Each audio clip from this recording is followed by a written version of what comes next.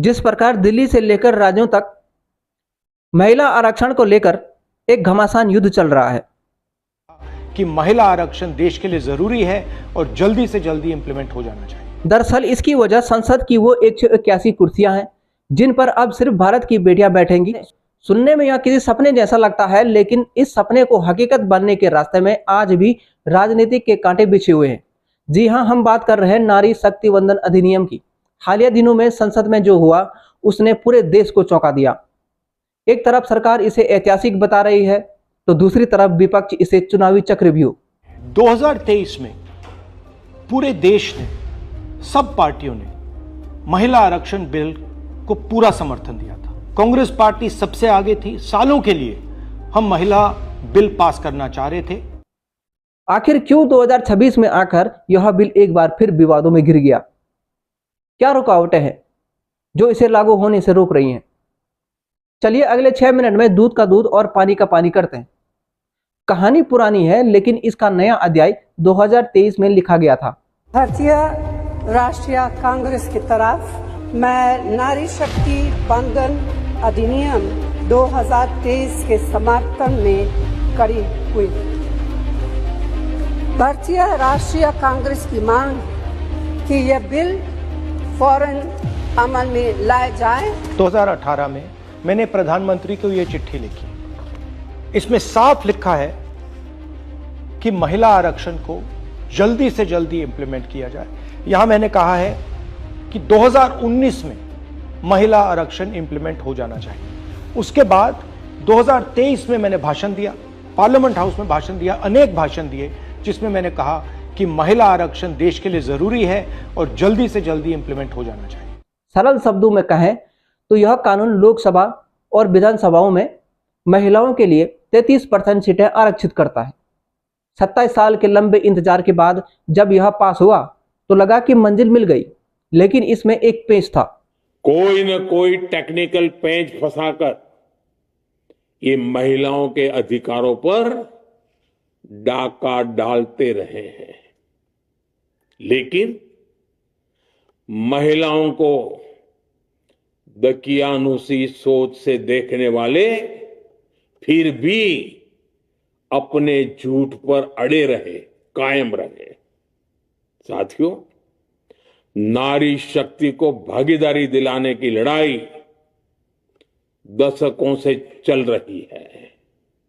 कानून में लिखा गया कि आरक्षण तभी लागू होगा जब काम पूरे होंगे। पहला काम था जनगणना और दूसरा परिसीमन, यानी सीटों का दोबारा निर्धारण। और यहीं से शुरू हुआ असली विवाद और रुकावटों का दौर। अब समझिए कि रुकावट कहां है। विपक्षी दल खासकर कांग्रेस और इंडिया गठबंधन दो बातों पर अड़े हुए हैं। विपक्ष का सबसे बड़ा आरोप है कि इस 33% आरक्षण में ओबीसी महिलाओं के लिए अलग से कोटा क्यों नहीं है। राहुल गांधी और अन्य नेताओं का कहना है कि बिना ओबीसी कोटे के यह आरक्षण अधूरा है और पिछड़ी महिलाओं के साथ नाइंसाफी है। विपक्ष पूछ रहा है कि अगर नियत साफ है तो इसे अभी यानी 2024 या 2026 से लागू क्यों नहीं किया गया था? इसे 2029 के बाद ले जाने की क्या जरूरत है?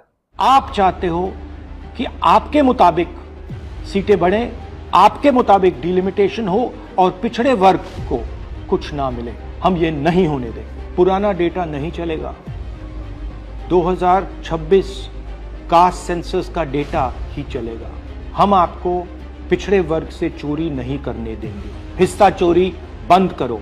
पिछड़ा वर्ग, दलित, आदिवासियों को उनका हक दो। यही नहीं, दक्षिण भारत जैसे राज्य जैसे तमिलनाडु और केरल डरे हुए हैं। उन्हें डर है कि अगर आबादी के आधार पर परिसीमन हुआ तो उत्तर भारत की सीटें बढ़ जाएंगी और दक्षिण भारत का प्रतिनिधित्व संसद में कम हो जाएगा। इसी डर ने इस बिल की राह में एक बहुत बड़ी राजनीतिक रुकावट पैदा कर दी है। अब आते हैं सत्ता पक्ष यानी बीजेपी के रुख पर। सरकार का तर्क बिल्कुल सीधा है। प्रधानमंत्री मोदी और गृह मंत्री अमित शाह का कहना है संवैधानिक प्रक्रियाओं का पालन करना अनिवार्य है ताकि बाद में इसे कोई कोर्ट में चुनौती न दे सके। अभी हाल ही में संसद में सरकार ने एक नया संशोधन बिल पेश किया था ताकि इसकी प्रक्रिया तेज हो सके। सरकार का कहना है कि वे 2029 तक इसे हर हाल में लागू करना चाहते हैं। बीजेपी विपक्ष पर आरोप लगा रही है कि जब हम रास्ता निकाल रहे हैं तो विपक्ष राजनीति करके महिलाओं का हक रोक रहा है। कांग्रेस का एक ही पैटर्न रहा है, कोई भी रिफॉर्म आए तो झूठ बोलो, भ्रम फैलाओ। इतिहास साक्षी है, कांग्रेस ने हमेशा यही नेगेटिव रास्ता चुना है।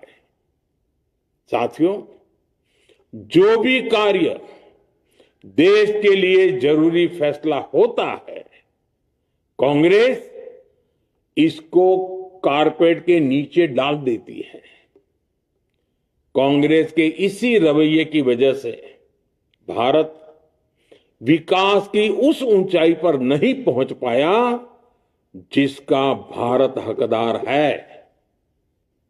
साथियों, नारी शक्ति को भागीदारी दिलाने की लड़ाई दशकों से चल रही है।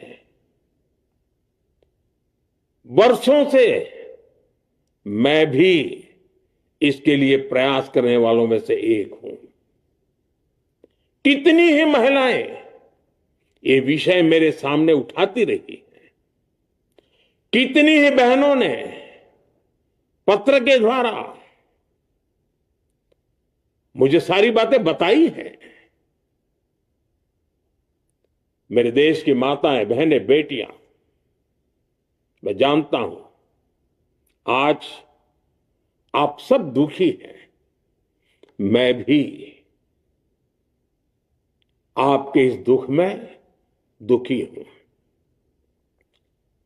आज भले ही बिल पास कराने के लिए जरूरी 66% वोट हमें नहीं मिला हो, लेकिन मैं जानता हूं देश की 100%, 100% नारी शक्ति का आशीर्वाद हमारे साथ है।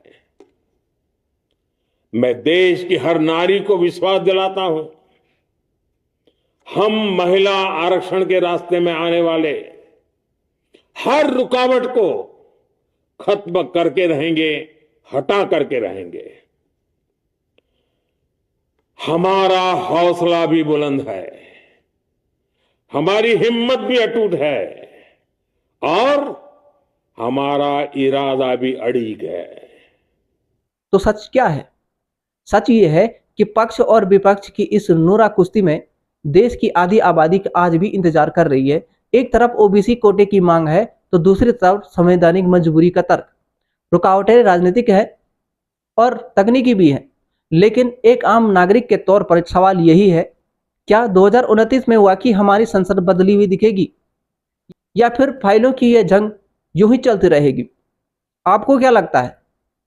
क्या बिना ओबीसी कोटे के बिल पास होना चाहिए था या फिर सरकार इसे तुरंत लागू करे? अपनी राय कमेंट बॉक्स में जरूर दें। इस निष्पक्ष रिपोर्ट को ज़्यादा से ज़्यादा शेयर करें और हमारे साथ आप नए हैं तो हमारे चैनल को सब्सक्राइब करें। फेसबुक पे है तो फॉलो जरूर करें।